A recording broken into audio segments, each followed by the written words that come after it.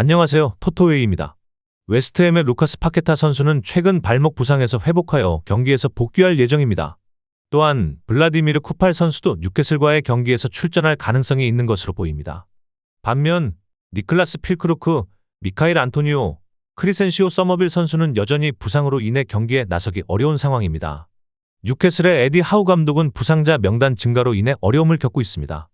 뉴캐슬의 루이스 홀 선수는 발 부상으로 인해 이번 시즌 더 이상 출전하지 못하게 되었으며 자말 라셀레스와 스벤 보트만 선수도 장기 부상 명단에 올라 있습니다. 게다가 앤서니 고든 선수는 브라이튼전에서 머리를 밀친 행동으로 인해 3경기 출장 정지를 받았습니다. 이로 인해 그는 리그컵 결승전에도 출전할 수 없으며 하비 반스 선수가 연속 3경기 동안 출전할 것으로 예상됩니다.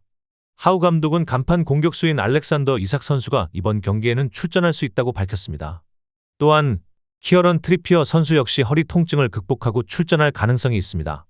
뉴캐슬은 최근 프리미어리그 6경기 중 4경기에서 패배를 기록했으며 지난 9경기에서 단 4승만을 거두는 등 부진한 흐름을 보이고 있습니다. EFL컵 결승전을 앞두고 있어 이번 원정 경기에서도 컨디션 조절이 쉽지 않을 것으로 보입니다. 특히 웨스트햄과의 경기가 결승전 5일 전에 열리는 점을 고려하면 뉴캐슬 선수들의 경기력에 큰 영향을 미칠 가능성이 높습니다. 웨스트햄은 강등 걱정에서 벗어난 상황이며 이는 하위권 팀들의 부진 덕분이기도 합니다. 최근 연속된 프리미어리그 승리로 강등권과의 격차를 16점 차로 벌려놓았으며 이에 따라 포터 감독은 강등권 탈출보다는 시즌 후반부 성적 상승에 초점을 맞출 수 있게 되었습니다. 특히 웨스트햄은 아스널과 레스터를 상대로 승리하며 실점 없이 클린시트를 기록했으며 이는 수비력 향상의 긍정적인 신호로 해석됩니다. 반면 뉴캐슬은 EFL컵 결승전을 앞두고 경기력에 영향을 받고 있으며 이러한 분위기는 이번 웨스트햄 원정에서도 부정적인 영향을 미칠 것으로 보입니다. 웨스트햄은 시즌 초반 뉴캐슬 원정에서 2대0으로 승리한 경험이 있으며 당시 뉴캐슬의 수비 조직을 무너뜨리며 좋은 경기력을 선보였습니다. 특히 웨스트햄의 공격수 제로드 보웬 선수는 해당 경기에서 4차례 슈팅을 시도했으며 비록 득점에는 실패했지만 지속적인 위협을 가하는 모습을 보였습니다. 최근 웨스트햄의 부상 문제로 인해 보웬 선수가 최전방 공격수로 출전하는 경우가 많았으며 부상 복귀 이후 4경기에서 2골을 기록했습니다. 이번 경기에서도 뉴캐슬의 불안정한 수비를 공략하는 핵심 선수로 활약할 가능성이 큽니다. 웨스트햄은 강등권 걱정이 사라진 상태에서 보다 자유롭게 경기에 임할 수 있는 반면 뉴캐슬은 다가오는 결승전으로 인해 컨디션 조절이 쉽지 않을 것으로 보입니다. 이러한 요소들을 고려했을 때 웨스트햄이 뉴캐슬을 상대로 유리한 경기를 펼칠 가능성이 높아 보입니다. 라치오는 마테아 자카니 선수는 근육 부상으로 인해 지난 경기에 결장했으나 최근 7경기에서 7개의 공격 포인트를 기록하며 중요한 역할을 해왔습니다. 그의 복귀 가능성이 거론되고 있지만 엘세이드 히사이 선수와 팀 내 최다 득점자인 타티 카스텔라노스 선수는 여전히 출전이 어려운 상태입니다. 카스텔라노스 선수의 공백을 보완하기 위해 로움 차우나 선수 또는 티자니 노슬린 선수가 공격을 이끌 것으로 예상되며 블라에 디아 선수가 공격진을 지원할 가능성이 높습니다. 한편 상대팀인 우디네세는 로렌초 루카 선수가 최전방에서 공격을 이끌 예정입니다. 그는 지난 레체전에서 페널티킥 논란을 일으킨 후 공식 사과를 했으며 이후 플로리앙 토뱅 선수가 팀의 승리를 확정짓는 페널티킥을 성공시켰습니다. 우디네세의 골키퍼 라즈반 사바 선수는 부상으로 인해 지난 경기에서 결장했고 대신 39세 베테랑 골키퍼 다니엘레 파델리 선수가 경기에 출전했습니다. 그러나 기존 주전 골키퍼였던 마두카 오코에 선수가 최근 컨디션을 회복함에 따라 이번 경기에서는 그의 선발 출전 가능성이 높아지고 있습니다. 라치오는 이번 시즌 홈 경기에서 강한 모습을 보이며 우디네세를 상대로 유리한 경기를 펼칠 것으로 전망됩니다. 현재 라치오는 세리에 A에서 5위, 우디네세는 10위에 자리하고 있으며 두 팀 간의 승점 차이는 11점입니다.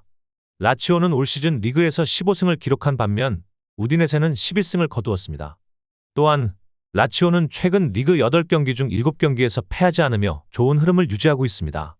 마르코 바로니 감독은 유로파리그 일정과 병행하며 선수들의 체력을 고려한 로테이션을 적용할 가능성이 있지만 팀의 전력이 충분한 만큼 우디네세를 상대로 승리를 거둘 것으로 예상됩니다. 라치오는 이번 시즌 세리에 A에서 9번이나 한 골 차 승리를 거둔 바 있으며 이번 경기에서도 승리가 예상됩니다. 또한 우디네세는 최근 4경기 중 3경기에서 2.5골 이하의 경기 결과를 기록한 만큼 이번 경기에서도 득점이 경기가 될 가능성이 높습니다. 에스파뇰은 공격진에서는 로베르토 페르난데스 선수가 최전방 공격수로 나설 예정이며 하비 푸아도 선수와 조프레 카레라스 선수가 측면에서 공격을 지원할 것으로 전망됩니다. 한편 상대팀인 지로나는 공격수 아벨 루이스 선수의 출전 여부가 불투명한 상태입니다. 지로나는 지난 경기와 동일한 선발 라인업이 유지될 가능성이 높습니다. 이에 따라 보얀 미오브스키 선수가 최전방에서 공격을 이끌 것으로 예상되며 브라이언 힐 선수 역시 공격진에서 선발 출전할 가능성이 큽니다. 하지만 포르투 선수와 야세르 아스프리아 선수가 출전 경쟁을 벌이고 있으며 아르투르 선수와 이반 마르틴 선수는 교체 명단에 포함될 것으로 보입니다. 최근 경기 흐름을 살펴보면 에스파뇰은 안정적인 수비력을 바탕으로 좋은 성적을 거두고 있습니다. 최근 5경기에서 3번의 1대0 승리를 기록하며 견고한 경기 운영을 보여주고 있습니다. 반면 지로나는 최근 7경기에서 5번 패배하는 등 부진한 모습을 보이고 있으며 올 시즌 원정 경기에서도 다소 약한 모습을 보이고 있습니다. 특히 13번의 원정 경기 중 7경기에서 패배했으며 올 시즌 원정 경기에서 총 10골만을 기록하는 등 득점력에서 어려움을 겪고 있습니다. 경기력 지표를 살펴보면 지로나는 헤타페와 알라베스를 상대로 1대0 승리를 거두었으나 해당 경기에서 기대의 득점이 0.7에 불과했고 반대로 상대 팀에게 1.9 기대 득점을 허용하는 등 공격보다는 수비적인 경기 운영을 펼쳤습니다. 반면 에스파뇰은 최근 11경기에서 단 2번만 패배하며 좋은 흐름을 이어가고 있습니다. 특히 홈 경기에서는 7경기 연속 무패 행진을 기록하며 안정적인 모습을 보이고 있으며 레알 바야돌리드와 레알 마드리드를 상대로 승리를 거두는 등 경기력이 탄탄합니다. 이러한 경기 흐름을 고려했을 때 에스파뇰은 탄탄한 수비력을 바탕으로 지로나의 득점력을 효과적으로 억제할 가능성이 높습니다. 지로나가 원정 경기에서 공격에 어려움을 겪고 있는 만큼 이번 경기에서도 에스파뇰이 승리를 거둘 가능성이 큽니다. 인터 밀란은 프랑스 출신 공격수 투람 선수를 다시 선발로 기용할 가능성이 높습니다. 투람 선수와 함께 최전방에서 호흡을 맞출 라우타로 마르티네스 선수는 이번 시즌 챔피언스 리그에서 9경기 동안 6골을 기록하며 좋은 활약을 펼치고 있습니다. 마테오 다르미안, 페데리코 디마르코, 니콜라 잘레프스키 등 여러 윙백 선수들이 부상으로 결장할 예정입니다. 그러나 지난 경기에서 카를로스 아우구스토 선수가 후반전에 교체 출전하며 복귀하였으며 왼쪽 측면에서 활약하던 알레산드로 바스토니 선수는 다시 중앙 수비수로 복귀할 가능성이 큽니다. 주전 골키퍼인 얀조머 선수 역시 엄지손가락 수술 이후 벤치에 복귀하였지만 이번 경기에서 그가 다시 선발로 나설지는 아직 불확실합니다. 또한 네덜란드 출신 센터백 스테판 더 브레이 선수도 출전 가능성이 있으며 그는 10세 때부터 페예노르트 유소년팀에서 성장한 뒤 현재 이탈리아 무대에서 성공적인 커리어를 이어가고 있습니다. 반면 원정팀 페예노르트는 여전히 심각한 부상 문제를 안고 있으며 이번 밀라노 원정에서 최대 10명의 선수가 결장할 가능성이 있습니다. 특히 황인범, 바르트 니우코프, 게르노트 트라우너, 칼빈 스탱스, 주전 골키퍼 저스틴 빌로우, 주장 퀸튼 팀버 등 주요 선수들이 출전할 수 없는 상황입니다.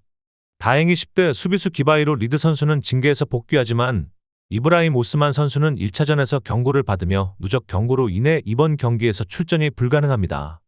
공격에서는 브라질 출신 윙어 이고르 파이사오 선수가 핵심적인 역할을 맡을 것으로 예상됩니다. 그는 이번 시즌 챔피언스리그 원정 경기에서 5경기 동안 4개의 공격 포인트를 기록하며 좋은 모습을 보였습니다. 파이사오 선수는 최전방 공격수 훌리안 카란사 선수를 지원하는 역할을 수행할 것으로 보입니다. 인터 밀란은 이번 시즌 챔피언스리그에서 최고의 수비력을 자랑하고 있습니다. 현재까지 9경기에서 단 1골만 실점하였으며 이번 대회 홈 경기에서는 단 한 번도 실점하지 않고 전승을 기록하고 있습니다. 특히 홈구장에서 챔피언스리그 13경기 연속 무패를 기록하고 있으며 그중 11경기에서 클린시트를 기록하는 등 압도적인 수비력을 보이고 있습니다. 페예노르트는 이번 시즌 챔피언스리그 플레이오프에서 인터 밀란의 라이벌 AC 밀란을 꺾고 16강에 진출하는 성과를 거두었지만 최근 전반적인 경기력은 저조한 상태입니다. 모든 대회를 통틀어 최근 10경기에서 단 3승만을 기록하며 부진한 모습을 보이고 있습니다. 지난달 페예노르트의 새 감독으로 부임한 로빈 반 페르시 감독은 아스널과 맨체스터 유나이티드에서 뛰어난 활약을 펼쳤던 전직 공격수이지만 그가 부임한 이후 치른 2경기에서 팀은 아직 득점을 기록하지 못하고 있습니다. 여기에 주전 선수들의 대거 이탈까지 겹친 만큼 이번 경기에서 페예노르트가 인터 밀란을 상대로 위협적인 모습을 보이기는 어려울 것으로 예상됩니다. 인터 밀란은 지난주 로테르담에서 열린 1차전에서 2대0 승리를 거둔 바 있으며 이번 2차전에서도 무난한 경기 운영을 통해 다시 한번 승리를 기록하며 8강 진출을 확정 지을 가능성이 높습니다. 리버풀은 코디 각포 선수는 여전히 출전 여부가 불투명하며 프랑스 챔피언인 파리 생제르맹과의 경기에도 나서지 못할 가능성이 큽니다. 아르네 슬롯 감독은 현재 타일러 모튼, 조 고메즈, 코너 브래들리 3명의 선수가 확실히 결장한다고 발표했습니다. 또한 지난 사우샘프턴전에서 전반이 끝난 후 3명의 선수를 교체하며 전술 변화를 시도했으며 그중 도미니크 소보슬라이 선수도 체력적인 이유로 조기에 교체되었습니다. 이에 따라 지난 1차전에서 결승골을 넣은 하비 엘리엇 선수가 2차전에서 공격형 미드필더로 선발 출전할 가능성이 큽니다. 반면 파리 생제르맹은 현재 부상자가 전혀 없는 상태로 루이스 엘리케 감독은 주말 스타드 렌과의 경기에서 주요 선수들을 대거 휴식시키며 체력을 안배했습니다. 이에 따라 리버풀과의 원정 경기에서는 핵심 선수들이 다시 선발로 복귀할 예정입니다. 우스만 덴벨레 선수는 이번 경기에서 주전 공격수로 출전할 가능성이 높으며 주말 경기에서는 교체 출전 후 2골을 기록하며 좋은 컨디션을 유지하고 있습니다. 이와 함께 크비차 크바라츠엘리아, 비티냐, 파비안 루이스, 아슈라프 하키미, 마르키뉴스, 누노 멘데스, 잘루이지 돈나룸마 선수도 선발 명단에 포함될 것으로 예상됩니다. 리버풀은 지난주 열린 1차전에서 경기 종료 직전 하비 엘리엇 선수의 결승골 덕분에 1대0 승리를 거두며 유리한 고지를 점했습니다.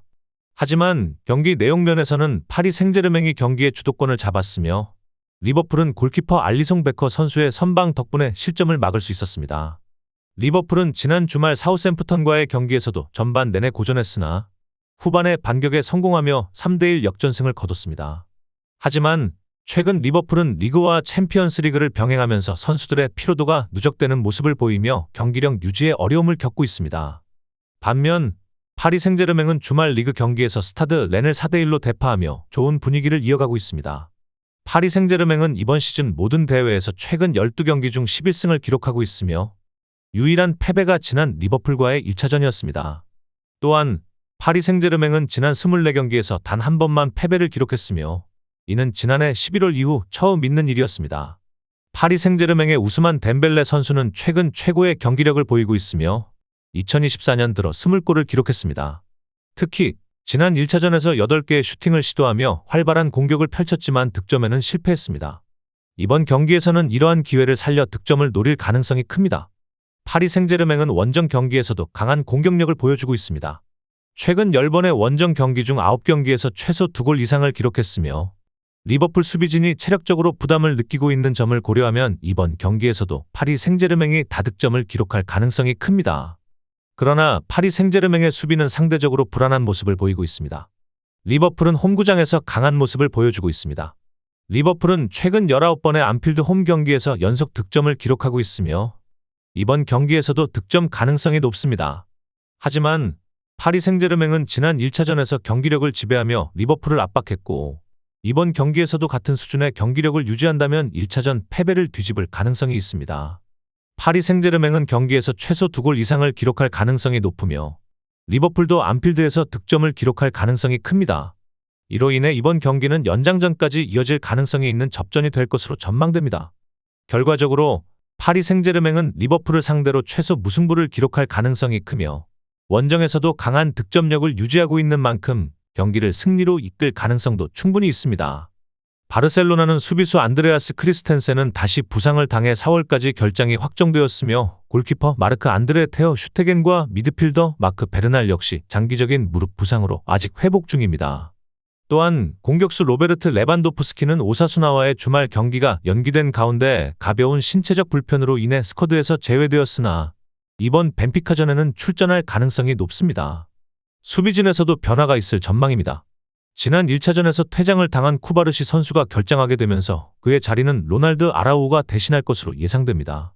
반면 원정팀 벤피카는 알렉산더 바흐, 마누 실바, 티아고 고베이아 등 주요 선수들이 부상으로 인해 경기에 나설 수 없는 상황입니다. 또한 레알 마드리드에서 활약했던 앙헬 디마리아 역시 최근 6경기 연속 결장한 만큼 이번 경기에도 출전이 어려울 것으로 보입니다. 수비수 토마스 아라우조는 부상으로 인해 출전 여부가 불확실하며 브루노 라즈 감독은 주말 경기에서 제외했던 레안드로 바레이로, 케렘 악티르코글루, 안드레아스 셸테러, 반젤리스 파블리디스 등을 다시 선발로 기용할 가능성이 있습니다. 바르셀로나와 벤피카는 UEFA 챔피언스리그 16강 2차전을 치르게 되며 바르셀로나는 지난주 리스본에서 열린 1차전에서 1대0 승리를 거두며 유리한 고지를 점했습니다.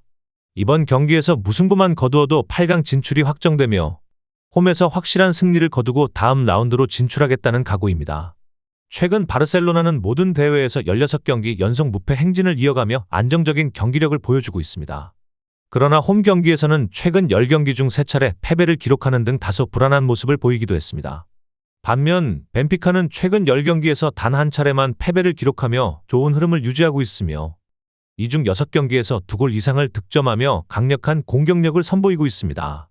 또한 원정 경기에서도 최근 18경기 중 단 3패만 기록하는 등 안정적인 성적을 거두고 있어 바르셀로나를 상대로도 적극적인 공격을 펼칠 가능성이 높습니다.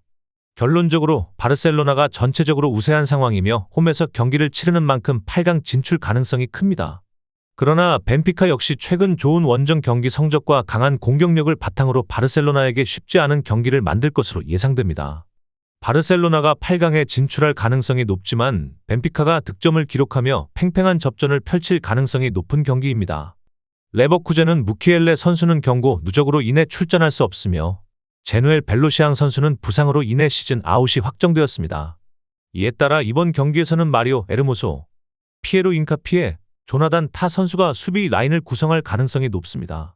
또한 미드필더 로베르트 안드리 선수는 컨디션 문제로 인해 출전 여부가 불확실한 상황이며 자비 알론소 감독은 그를 대신할 대체 선수를 기용할 계획입니다. 바이에른 뮌헨 역시 일부 전력 공백이 있는 상황입니다. 주전 골키퍼 마누엘 노이어 선수는 여전히 부상으로 결장하며 대신 요나스 우르비 선수가 골문을 지킬 것으로 보입니다. 수비진은 다여 우파메카노와 김민재 선수가 중심을 잡을 예정이며 미드필드에서는 조슈아 키미히와 레온 고레츠카 선수가 더블 피벗으로 출전할 가능성이 높습니다. 레버쿠젠은 이번 챔피언스리그 16강 2차전을 홈구장 바이아레나에서 바이에른 뮌헨을 상대합니다. 그러나 1차전에서 바이에른 뮌헨에게 0대3으로 크게 패하며 8강 진출을 위한 어려운 도전에 직면해 있습니다. 또한 지난 주말 분데스리가 경기에서도 마인츠에게 홈에서 0대2로 패하며 팀 분위기가 다소 가라앉은 상태입니다. 반면 바이에른 뮌헨도 지난 주말 리그 경기에서 보움에게 예상 밖의 2대3 패배를 당했으나 1차전에서 3대0 대승을 거두며 사실상 8강 진출을 확정지은 상황입니다. 이번 경기에서는 기존 리드를 유지하며 안정적인 경기 운영에 집중할 것으로 예상됩니다. 바이에른 뮌헨은 최근 11경기에서 8승을 거두며 여전히 강력한 전력을 유지하고 있습니다.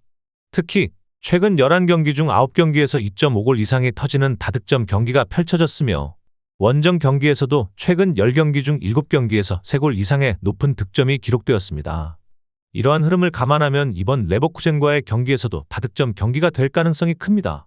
결과적으로 레버쿠젠은 홈에서 분위기 반전을 노리며 적극적인 공격을 펼칠 가능성이 있지만 바이에른 뮌헨의 조직적인 경기 운영과 강한 공격력을 고려했을 때 여전히 뮌헨이 우위를 점할 것으로 예상됩니다. 이번 경기는 양팀 모두 공격적인 경기를 펼칠 가능성이 높으며 결과적으로 다득점 경기로 이어질 가능성이 큽니다.